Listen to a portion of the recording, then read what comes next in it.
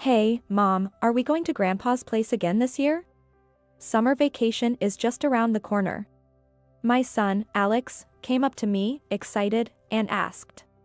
Looks like Dad can't take time off, but if you're okay with it just being you and me, we can go. Upon hearing this, Alex raised his hands in joy. My name is Michelle. I'm a 38-year-old working mom. I took a break from work when Alex was born, but I was fortunate to be rehired at my previous position when he started elementary school. And now I work mostly from home. Alex is now in the 5th grade and has grown up quite a bit. I'm currently considering the next steps in my career. My husband, David, is 40, 2 years older than me. When we got married, he was a successful salesman, but he switched jobs 3 years ago because of a headhunting offer, overlooking the commitments he had at his previous company. Unexpectedly, his salary decreased, and the working conditions worsened, with endless overtime. My parents are farmers in the countryside, and Alex has been watching them work in the fields since he was little. Now, when we visit the countryside, he enjoys helping out. My parents are thrilled to do farm work with their grandson and always take the time to teach him enthusiastically. I once felt a bit self-conscious about my family being farmers. But now I'm proud of it and even help out with the farm work when I return to the countryside. David, who was raised in the city, isn't fond of the countryside and often uses work as an excuse to avoid visiting my folks. He thinks I haven't noticed, but it's quite obvious. I want to spend about a week in the countryside this year. What about you? I asked David, just to make sure. I'm busy with work. I'm planning to take my vacation at a different time. It's always like this. Well, I guess staying at the in-laws for a week isn't appealing. But Alex is looking forward to it, so I decided to take him to the countryside again this year. Then, David would contact me almost every day. Where are my clothes? What should I eat for dinner? It was always something like that. Knowing David is not good at household chores, I set out his clothes so he wouldn't have to worry about laundry and left ready-made and frozen meals. So he should be able to manage with just a microwave. An adult should be able to take care of himself, and if he doesn't like it, he can eat out or buy something. Despite saying this, it was frustrating to receive trivial calls every day, as if he was wasting the time I had taken to prepare so carefully. When I got home, I was greeted by unwashed laundry, unemptied trash, and a mess, which only made me sigh. I mentioned it to David, but as expected, he said, I was tired from work, so it couldn't be helped. I work, take care of Alex, and do the household chores, yet he can't manage his own affairs for just 1 week? Although I was frustrated, I couldn't bring it up easily, knowing it would lead to a fight. It's been a month since returning from the countryside, and Alex seems to be pondering something. I wondered if he was feeling lonely after the stay, but his response was surprisingly mature. Grandpa and Grandma seem to have a hard time with the farm work. I wonder if they are okay. It would be nice if there was an easier way to do it. It was touching to see him worry about his grandparents, and I felt proud of how much he had grown. After a while, when I went to the office for the first time in a while, I ended up chatting with President Anderson. And the conversation turned to Alex. He was worried about his grandparents working in the fields the other time. Hearing this, President Anderson perked up. It seems our company is considering launching a new project to utilize our technology in agriculture. Though our company is small, we have developed various products. He wants to introduce them to agriculture as well. It's referred to as the digitalization of agriculture. When he said he was looking for farms to collaborate with on a trial basis, I immediately talked to my parents, and with my support, our family farm agreed to cooperate. Since then, there's been more vigor in my life. Instead of just going through the motions at work, I'm thinking more creatively, especially since it helps my family's farm, which makes me excited. I must have the same gleam in my eyes that Alex does when he talks about wanting to visit the countryside. This is the work I've always wanted to do. Seeing this change in me, David, misunderstanding something, asked sullenly. Have you been having an affair lately? What? I was taken aback by such an outlandish comment and couldn't help but let out a startled sound. I had to explain the situation again, something I thought I had made clear multiple times. It's not an affair, I'm passionate about my work. I've talked to David about my work, but his responses are always just, But this time, unusually, he sneered and said, "Oh, so you're becoming a farmer now?" I've always been irritated by David's disdain for farming and the countryside, but I've never considered leaving him. Thinking it's better for Alex to have both parents together. However, change can come unexpectedly. A few months later, I decided to leave my job and start my own business. My desire to pursue my own projects grew, and after discussing it with my company, we agreed that I would go independent but remain in partnership with them. Despite having discussed this with David before, when the time came to leave my job, it caused a major upheaval. When David came home from work, I approached him. "Welcome home. As I've been telling you, I resigned today." I made sure to report this to David again. Then, David suddenly glared at me. "What? You really quit? Why? Are you planning to become a couch potato?" For a moment, I didn't know what he was talking about. Without thinking, I almost blurted out something to blame him. "After all that I've explained, do you mean to say you didn't hear a thing? Who said anything about not working? Listen, I've been telling you. I'm not quitting my job, I'm going independent." "Independent, huh? Sounds like a convenient excuse. You've been lounging around at home with your laptop. And I can never tell if you're working or just playing. And now you say you're going independent. Probably just to continue playing on your computer and pretending to work?" David's words were unbelievable. Perhaps the lack of understanding for remote work comes from people with this sort of mindset. Playing around, really? I have been working diligently. Frustrated, I braced myself for an argument and countered. "You might think that, but I've been working hard, doing household chores in between, and I've hardly ever slacked off in work, household chores. Or parenting. House chores and parenting are a given since you're at home all the time. That's your job." I sighed at his words. "Then why don't you earn a proper income? Since you changed jobs, your salary has decreased, you know? I'm the one earning more now. If I were a stay-at-home wife, your words might be justified, but that's not the case, is it? In fact, I contribute more to our household finances. But you're quitting, right? That makes you unemployed." David sighed and left the living room. Since we couldn't have a proper conversation, it didn't even escalate to a fight.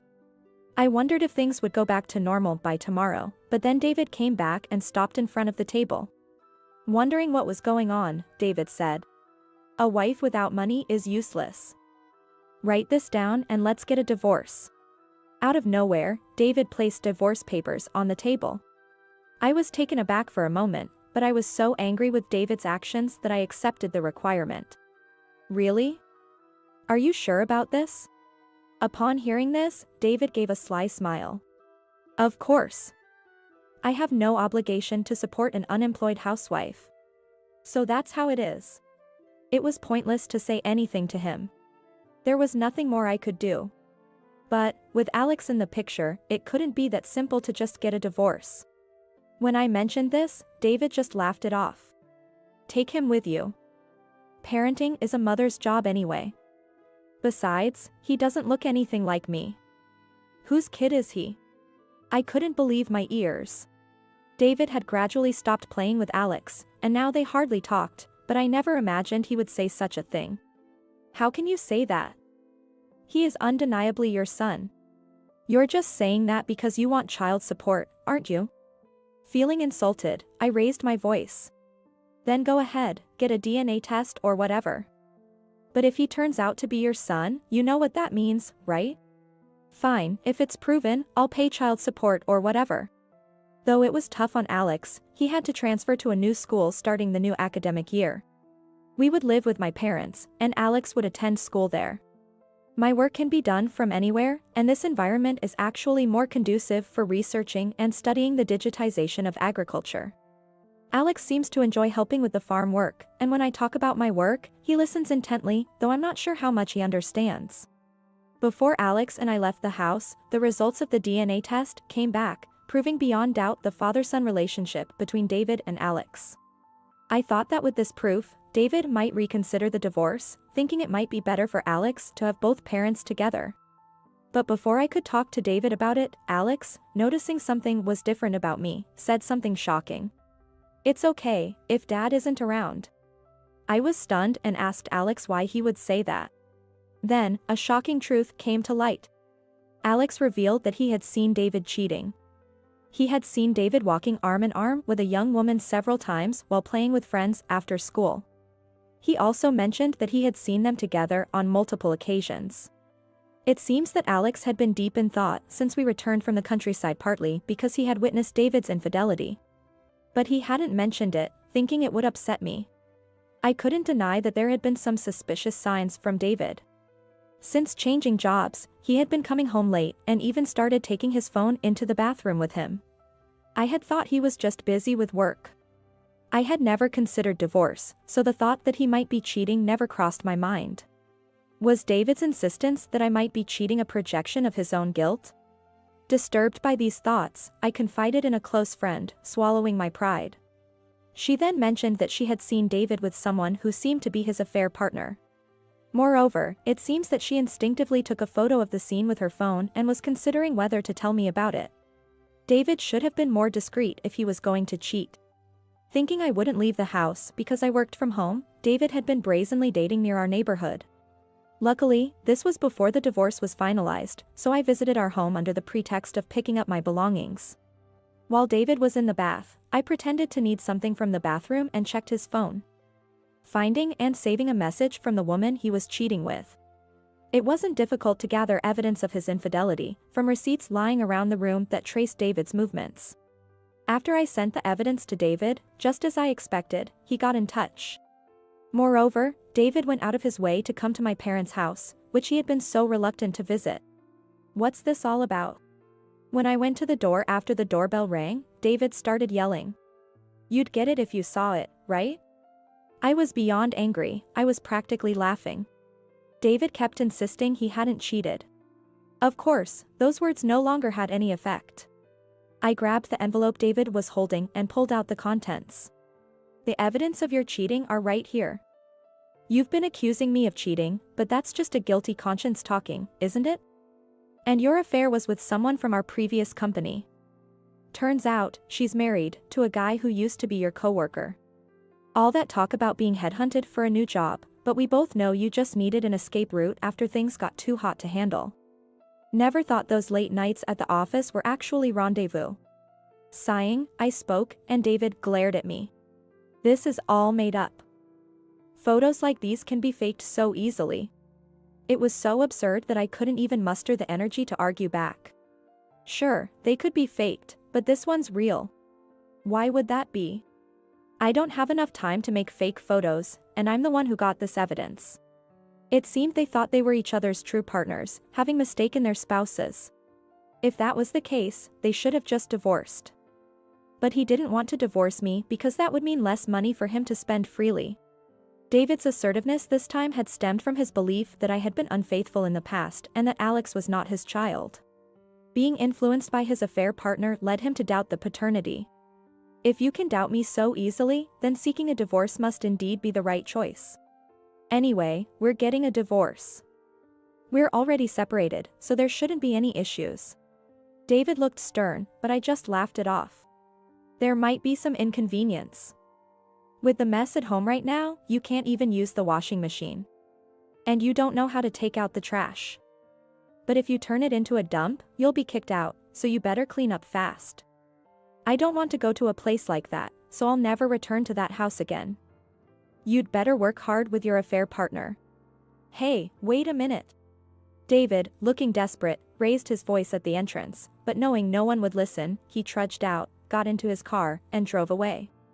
He seemed surprisingly shaken by the confirmation of his paternity with Alex. The affair partner, who had instigated the doubt, probably became untrustworthy in his eyes. Afterward, my divorce from David was finalized smoothly.